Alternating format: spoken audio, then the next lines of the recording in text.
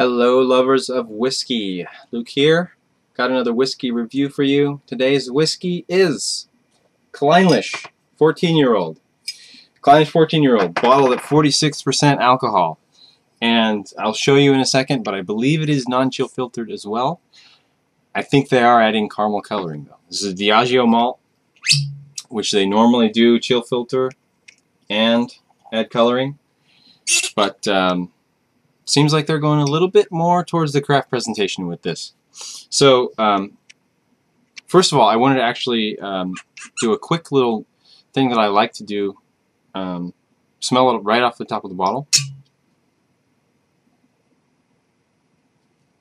And you'll notice if you do this, especially with a Highland malt, you get a lot more of the bourbon maturation coming through. It smells a lot like bourbon. Kind of like a light-bodied bourbon off the top of the bottle. Once you pour it in the glass, not quite the same. I've noticed that with a lot of Highland malts that don't have sherry, that don't have any peat in them. They're much more bourbony off the top of the bottle. Okay, so color-wise, this is an amber. I think they're coloring it. So whatever, fair enough. Off the nose. Rich, creamy, very nice. But still quite delicate, not creamy like a sherry, creamy like a honey. Vanilla for sure, bourbon. Slight bit of pepperiness, kind of actually like a sweet peppermint actually as well. The alcohol is 46%, but this is, I can sniff this all day. It's quite good. Not too hot.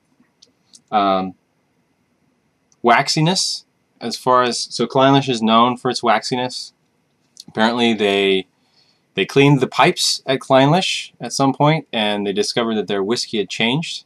Turns out there is this greasy buildup in the pipes at Clynelish that gives it that waxy character. So they quickly fixed that problem, returned them to their greasy state, and they got their greasy, waxy Clynelish back. It's like a kind of like a beeswax note off the nose. And I also get the peppermint is interesting. I think the alcohol is kind of combining with the sweetness in it. I also get a cumin note. It's kind of a little bit sweaty. Okay, so taste.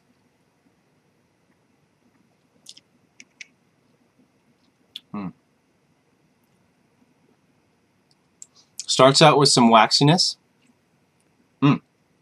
Finishes waxy too. Starts out with some waxiness. Then builds up to more of a sweet creaminess. A little bit of pepper, white pepper.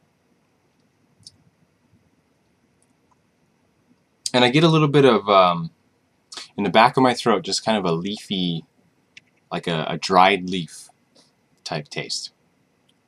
Like a leaf that has fallen off a tree. Okay, so I don't think this really needs water. If you're, well, it will open up a little bit with water, but it's quite delicious without water.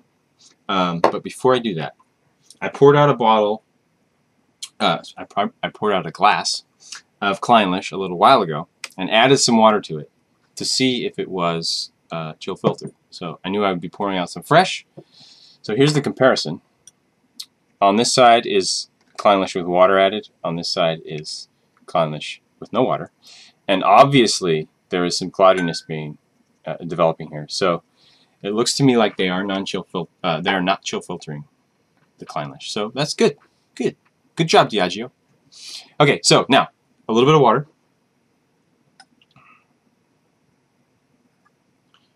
Not too much needed, really. Just a little bit to open it up. And it starts to get a bit more floral. And I get a little bit of soda.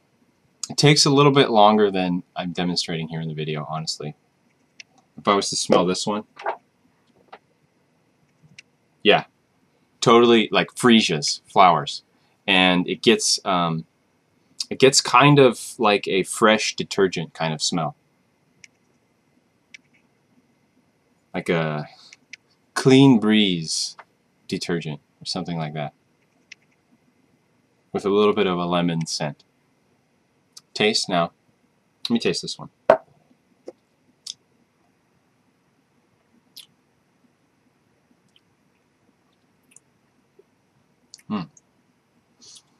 Not a whole lot has changed. The sweetness and the, well, it seems to me that it does have a little bit of a lemon kind of taste and smell. And it comes across as like a lemon taffy with the sweetness of the whiskey. Let me just taste this one that's been sitting for a bit.